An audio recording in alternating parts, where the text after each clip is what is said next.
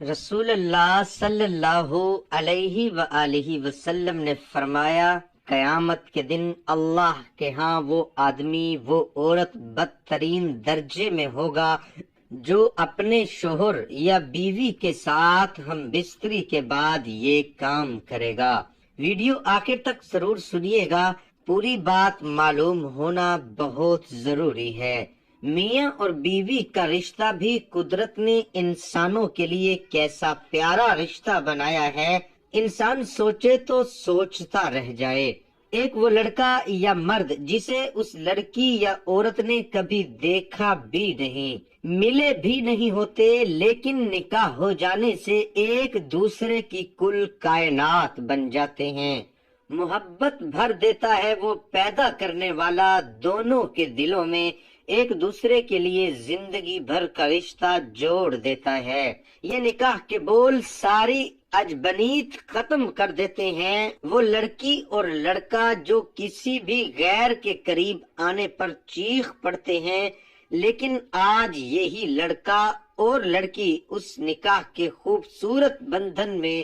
بندھتے ہیں تو ایک دوسرے کے لیے لباس بن جاتے ہیں۔ انہی لڑکے اور لڑکے کے ماں باپ انہیں صنف مخالف سے بات کرنے کو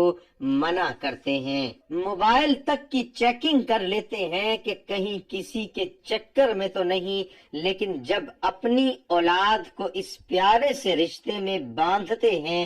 تو پھر انہیں کبھی ایک دوسرے سے بے رخی ہونے یا بات نہ کرتا دیکھ کر پریشان ہو جاتے ہیں اور کہتے ہیں کہ بھائی جاؤ ایک دوسرے کے قریب جاؤ، باتیں کرو اور نہ رہو ایک دوسرے کے بنا۔ حالانکہ یہ لڑکا اور لڑکی ہیں تو ابھی بھی یہ دونوں ایک دوسرے کے لیے صنف مخالف ہی نہ، لیکن ان دونوں لفظوں نے ان دونوں کا پردہ ختم کر دیا اور دونوں کو ایک دوسرے کی کل کائنات بنا دیا۔ وہ ماں باپ جو اپنی بچی کو موتی کی طرح چھپا کر رکھتے ہیں، وہی اسے خوب بنا سوار کر اسے ایک مرد کے حوالے کر دیتے ہیں کہ ہاں اب وہ مرد کوئی خالی اجنبی مرد نہیں، بلکہ سائن کر کے اپنے آپ کو یہ بتا رہا ہے کہ انکل آنٹی میں اب آپ کی بیٹی کا محافظ ہوں۔ اور اس لڑکے کے والدین بھی جو اپنی اولاد کو لڑکیوں سے ملنے پر پابندی لگاتے ہیں، ان کا بیٹا جب قبول ہے کہ الفاظ کہتا ہے تو کسی کی بیٹی کو خود اس کے حوالے کر دیتے ہیں کہ ہاں یہ ہے تمہاری کھیتی، جاؤ اس میں داخل ہو جاؤ۔ کیا پیارا ہے یہ رشتہ، کیا خوبصورتی ہے اس میں، اور کیا پیدا کرنے والے کی قدرت ہے کہ بس ایک خطبہ اور اس کے بعد چند الفاظ کہنے سے دو افراد کا ایک دوسرے کے لیے محبت پیدا ہو جانا، قربتوں کا تو رفاقتوں کا تعلق بن جانا کہ انسان کہہ اٹھے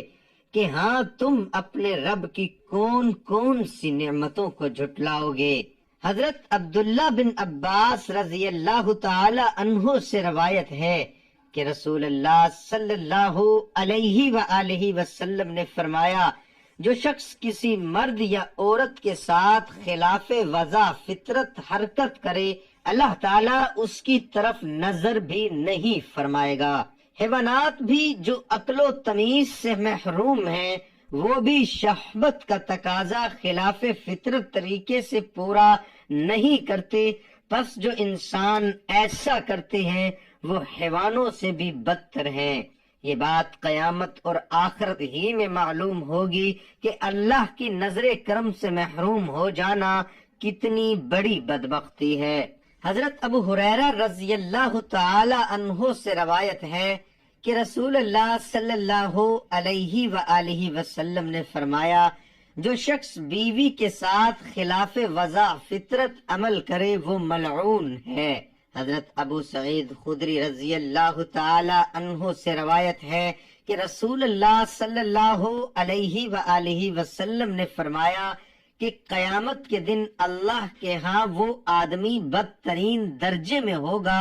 جو بیوی سے ہم بستری کے بعد اس کا راز فاش کرے۔ حضرت ابو ہریرہ رضی اللہ تعالی عنہ سے روایت ہے کہ رسول اللہ صلی اللہ علیہ وآلہ وسلم نے فرمایا کہ اس ولیمے کا کھانا برا کھانا ہے جس میں صرف امیروں کو بلایا جائے اور حاجت مندوں غریبوں کو چھوڑ دیا جائے، اور جس نے دعوت کو بلا وجہ شرعی قبول نہ کیا تو اس نے اللہ اور اس کے رسول صلی اللہ علیہ وآلہ وسلم کے حکم کے خلاف کیا۔ حدیث کے پہلے جز کا مقصد و مدعا یہ ہے کہ جب کوئی ولیمہ کرے تو غریبوں حاجت مندوں کو نظر انداز نہ کرے، ان کو ضرور دعوت دے۔ جس ولیمے میں ان کو نہ بلایا جائے، صرف امیروں اور بڑے لوگوں کو مدعو کیا جائے، اس کا کھانا اس لائق نہیں کہ کھایا جائے۔ ظاہر ہے کہ ولیمے کے علاوہ دوسری قسم کی دعوتوں کا حکم بھی یہی ہے۔ حدیث کے دوسرے جز کا مقصد و مدعا یہ ہے کہ اگر کوئی شرعی معنی یا مجبوری نہ ہو